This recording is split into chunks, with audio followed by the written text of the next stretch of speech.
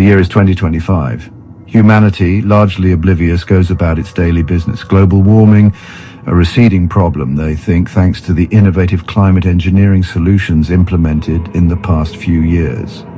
Wars and conflicts, mostly relegated to history books and online archives, a testament to humanity's progress towards a more civilized future. Yes, on the surface all seems well. But beneath this veneer of peace and progress lurks a chilling secret, a truth known only to a select few, a truth buried deep beneath the icy wastelands of Antarctica. A truth that threatens to shatter the illusion of peace and unveil a terrifying new reality. The illusion of safety is a powerful anesthetic. It dulls the senses, lulls us into a false sense of security. We build our lives, our families, our futures on the premise of continuity, on the belief that tomorrow will dawn much like yesterday. But what if this premise is flawed? What if the ground beneath our feet, the very foundation of our reality, is about to crack and crumble, revealing an abyss of unimaginable horror? This is the terrifying reality that awaits us. This is the truth that the powers that be have desperately tried to conceal. The story begins, as many stories of this nature do, in the heart of the Cold War. The year is 1957. The United States and the Soviet Union are locked in a tense standoff, each side vying for dominance in a world teetering on the brink of nuclear annihilation. But unbeknownst to the public, a different kind of race is unfolding, a race not for weapons of mass destruction, but for knowledge. Knowledge that could tip the balance of power, knowledge hidden beneath the frozen wastelands of Antarctica. The United States, through a covert operation codenamed Operation High Jump, had stumbled upon something extraordinary in Antarctica. Something that defied explanation, something that challenged our understanding of life itself. An ancient city buried deep beneath the ice, seemingly untouched by the passage of time. Inside, they made a discovery that sent shockwaves through the highest echelons of power. Evidence of an advanced civilization far older than humanity itself. And this civilization had left something behind. The city, a sprawling labyrinth of obsidian-like structures, hummed with an alien energy. It was a marvel of engineering, defying all known laws of physics and architecture. The very air within the city crackled with an unseen power, a testament to the advanced technology that must have once thrived within these walls. But the true horror, the chilling discovery that sent shivers down the spines of the hardened soldiers, lay deeper within the bowels of this enigmatic city. They found them in a vast chamber, encased in crystal-like pods, their bodies seemingly frozen in time. Creatures of nightmare, grotesque mockeries of life itself. They were humanoid in form, but their skin was a sickly, translucent grey, revealing the pulsing bioluminescent organs beneath. Their eyes, large and black as pitch, stared out with an alien intelligence, their mouths agape in silent screams that seemed to echo through the millennia. The creatures, it seemed, were not dead. They were in stasis, their life forces preserved, waiting for the opportune moment to awaken. Some people would probably balk at this, going to a place where you would have to live underground, live in a way that would be a throwback. King Henry not Henry, it would have been King Edward, wondered the same thing. Because going to the New World in 1620 was literally going back in time for many, and many perished. Many couldn't handle what they had to deal with. And I'm wondering if we're going to have the Constitution to do what we need to do at some point in the future. Meaning, leave and just let this place become what it's going to become. I don't think we'll be alone, though. This image that I'm showing you right now was one that I captured from Google Earth Pro down in Antarctica. And on the left, it's very clearly very clearly a pyramid with its capstone, but what it shows on the right is heat. What it shows is that there might be a civilization already down there. Much like when the Pilgrims came to the New World, there was a civilization that was already here. And because of the lack of communications at the time, it was shrouded in mystery.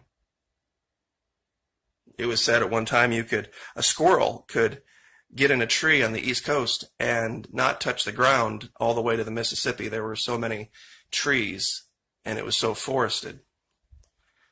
I have no problem believing that. But you would have to wonder if this might be one of the most Christian statements ever made from a man not normally associated with Christianity. The individual has always had to struggle to keep from being overwhelmed by the tribe. If you try it, you'll be lonely, often, and sometimes frightened, but no price is too high to pay for the privilege of owning yourself. So you'd have to ask the question, if it would have just been easier for Jesus' disciples, why didn't he just tell them to bow? Why didn't he just say, believe what you want in your heart, disciples of mine, but outwardly, just do what Caesar says. Do what the Pharisees and the Sadducees say. Because you know in your heart what you really believe. Is that what Jesus preached? It's absolutely not what he preached. I'll change my zip code before I change my mind. As I think a lot of Christians will. You know that one image I showed, if it were by itself, you could probably dismiss it, but some time ago we found another image that many could not explain.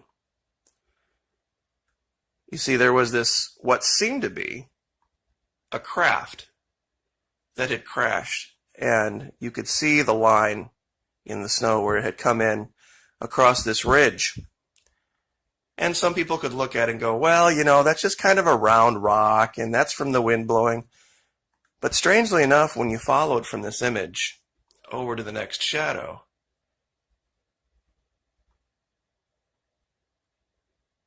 we found more light and more heat coming from a place in Antarctica where there is no label. There is no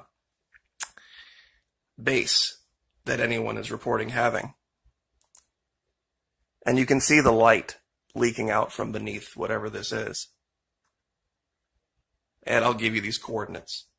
And you can come here and you can look for yourself. And this image was from as recent as 2013. And the most ironic thing of all of this, I think, is, see if I can find the proper picture here. Give me 1 second.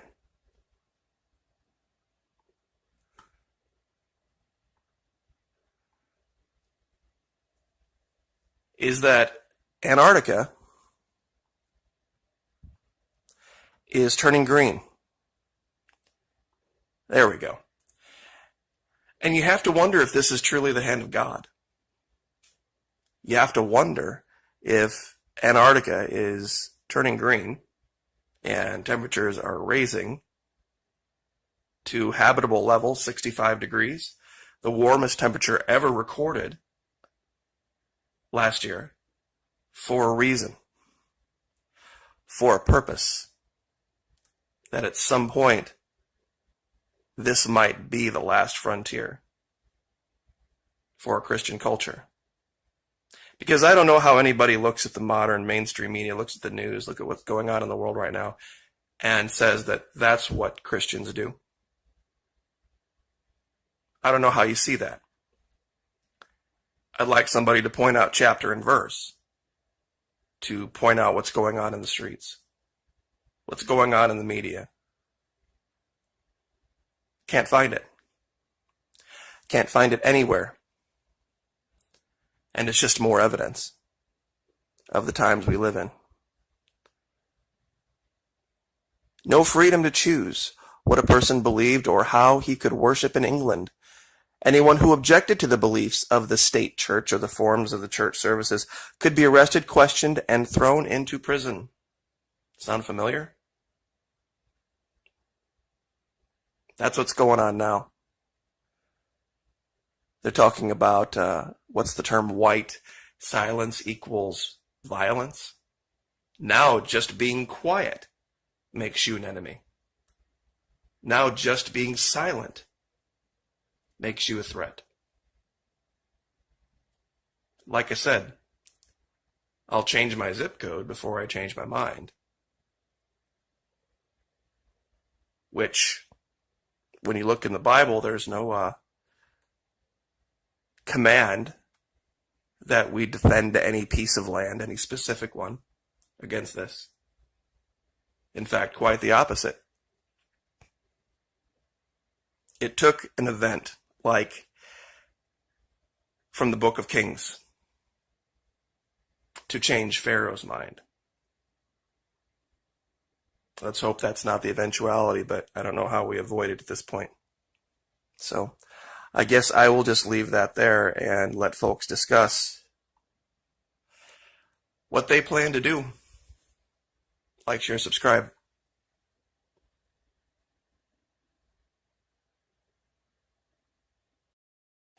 In today's video, I have an opportunity to show something in a way that I don't normally have. The Sphinx in Egypt, we can see, we can measure, we can look at, and there are certain facts about it that are undeniable. I have found a Sphinx in Antarctica. It's in high resolution. It is partially buried by the snow, but the head and the forelimbs are visible. I'm going to be able, using Google Earth, the web-based version, and Google Earth Pro, the standalone version, show these two locations side by side with measurements so that you can see for yourself in high resolution that not only are both of these locations literally identical, there is a force unknown protecting the one in Antarctica. Now, let's just deal with the facts real quick. The Great Sphinx spent most of its life in Egypt buried in the sand. 241 feet long, 63 feet wide. That measurement is at the haunches at the rear, not at the front, and that's kind of important, and 66.5 feet high. Now, unfortunately, neither image do we have in 3D, so we will not be able to measure height, but we will be able to measure the size of the head. We'll be able to measure the length. We'll be able to measure the length of each of the forelimbs and the width at the forelimbs. And when you see the image, I don't know how anyone at this point looking at it next to the actual Sphinx will be able to say, no, that's pareidolia or apophenia or whatever else. Also, there has been measurements taken, and there are empty chambers of unknown disposition, I guess, below the Sphinx and inside the Sphinx. The one in Antarctica reveals a doorway that there's a pathway to, and there is protection for. So without any further delay, this is the Sphinx in Egypt. Now, what you're looking at here is an image from Google Earth, the web-based version. For our purposes today, this will work just fine. We don't need historical imagery, which is one of the advantages of, on the right, Google Earth Pro, the standalone version. You can also look at things in twilight. You can change aspect. It's a much more involved tool. But once again, where we're going to be is in the Helmafront range. If the Antarctic Peninsula is 12 o'clock, this is going to be kind of like 2 o'clock. So let's go there real quick, and I have the location marked out. Now, the problem here is this. The Sphinx in this location is partially still buried.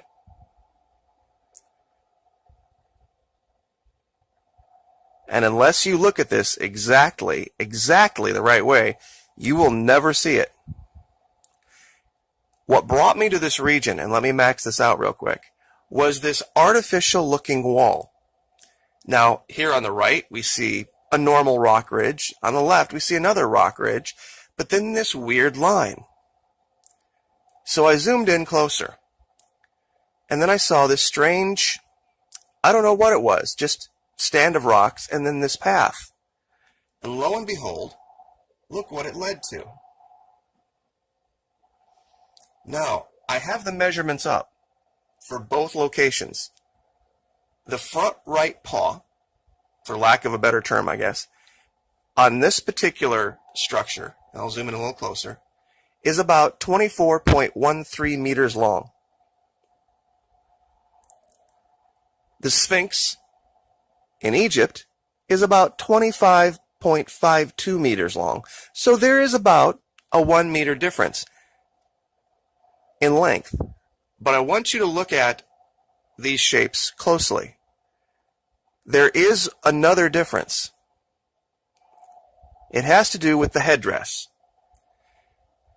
The Sphinx in Egypt seems to have a pentagonal headdress. The one, and I have to zoom out to show this, in Antarctica, and I'll go ahead and max this out. Let me clear this. Do you see the shadow right here that drops off? This is what you're seeing here. This shadow is the head of the Sphinx, the way the light's hitting it. It has a very different elongated skull shape. Hint, hint. And that's what we're seeing here.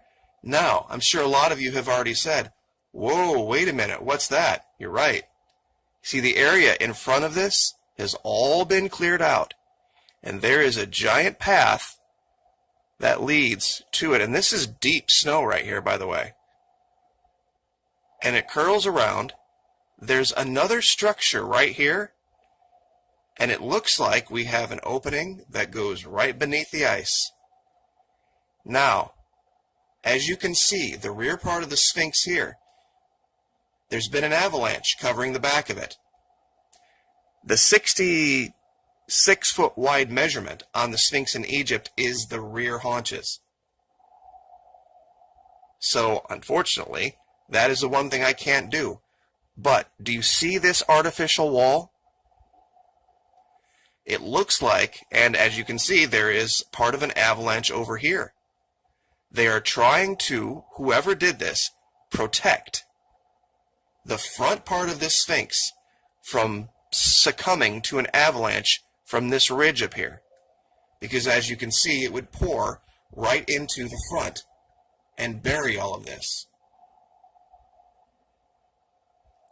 Now what I can do is I can measure the width at the front paws. And I guess paws, legs, whatever you want to call it. The reason I say paws is because the feet have a different shape and width than the leg does. The front right leg and front left leg do.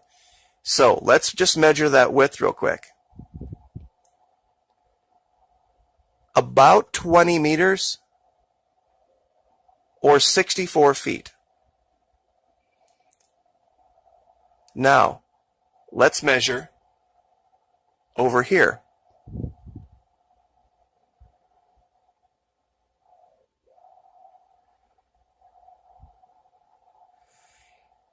Here it's about 15.34 meters or 50 feet. So the width is a little bit wider here, but we might be seeing some extra snow. So we might not be seeing the exact width. So there could be a little bit of play there. Let me clear that out and clear this out. There is about a 1.5 meter difference in the length of the front legs. And I'll go ahead and measure that real quick. The Antarctica. Now remember, the leg goes all the way back to the rear of the head. Antarctica, 80.72 feet. And as you can see here, you see where the leg ends? Way back here?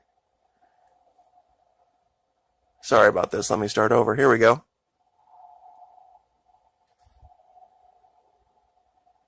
Okay, 82 feet. About 1.5 feet difference. Which on a statue this big or a creation this big, that's nothing. They're virtually identical other than the head.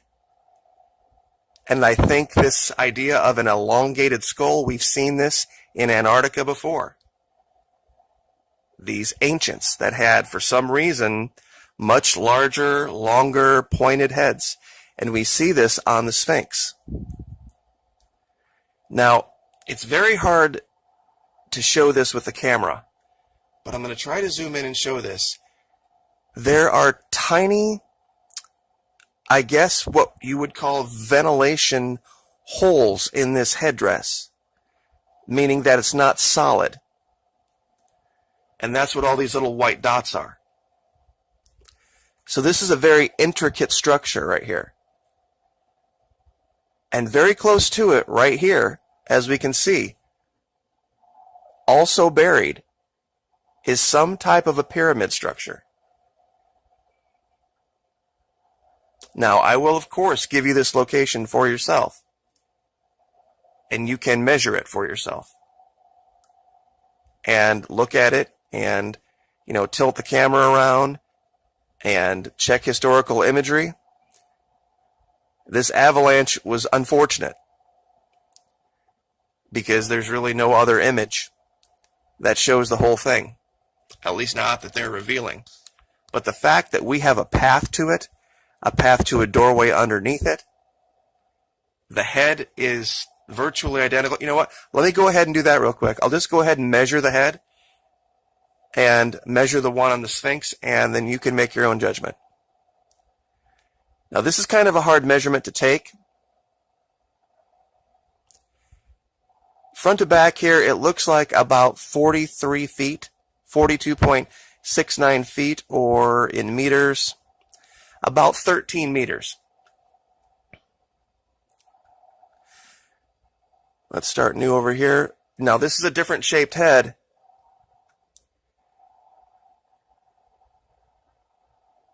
It's not as big.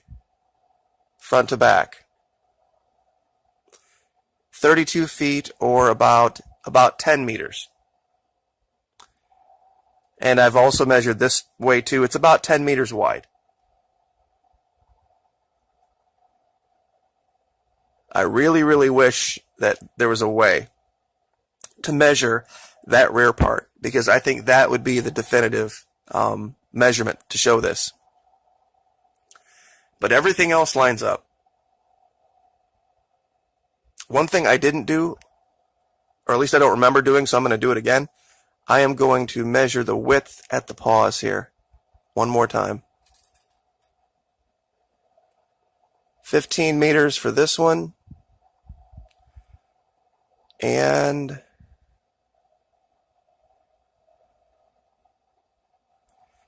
that's right, this one was a little bigger, about 18.9 meters. So they're not exact, but given the scope and the size and the shape, I think we can probably say with about 99.5% surety that we're looking at two of the same type of structure. Given everything else that we've seen in Antarctica, this would fit. Now, I think the big question here is who constructed this pathway to this open door underneath this Antarctica? Where does this tunnel go? And how did they build this wall? That would be my question. Because if the pathway goes underneath the ice, I think we can rule out our government, the Chinese government, the Russian government. We might be looking at another smoking gun piece of evidence that there is an active, living civilization under the ice right now in Antarctica. And they maybe weren't hampered by the Dark Ages. They might have been hampered a little bit by the ice in the sense that they haven't been able to travel and trade in the normal classical way. But that might have been a good thing in the sense that they haven't been somewhat corrupted by the direction of society in general. And I guess I will leave that there because that could open a whole other can of worms about who really controls life on the surface versus who controls life under the ice. And I'll leave that there.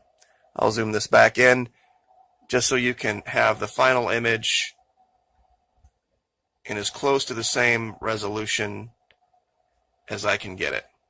Like, share, subscribe.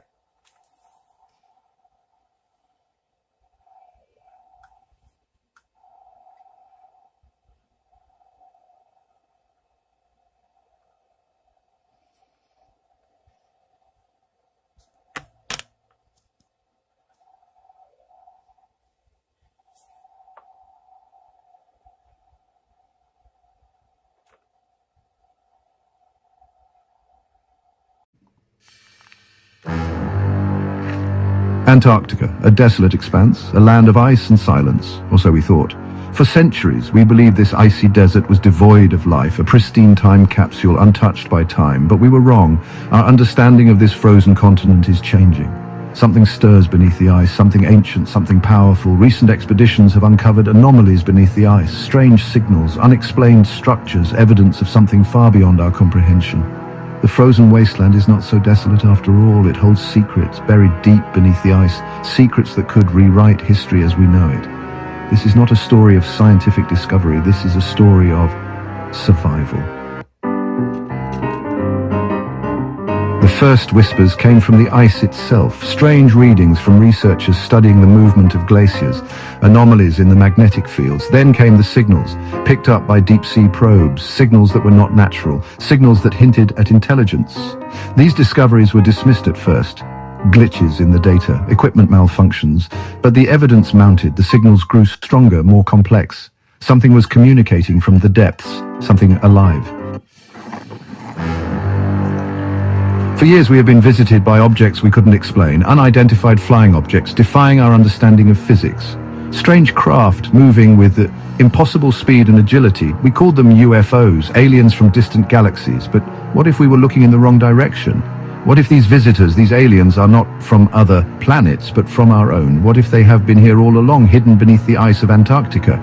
The evidence is compelling. The unexplained sightings, the advanced technology, the strange signals all point to a single terrifying conclusion. We are not alone, and what we are dealing with is far closer than we ever imagined. The ice is melting. Global warming is no longer a distant threat, it is a terrifying reality, and as the ice recedes, it threatens to reveal what lies beneath, a force of unimaginable power dormant for millennia. The consequences are unthinkable. We are on the brink of a new era, an era of conflict and chaos. The balance of power is shifting. The fate of humanity hangs in the balance. We must prepare. We must be ready. The storm is coming.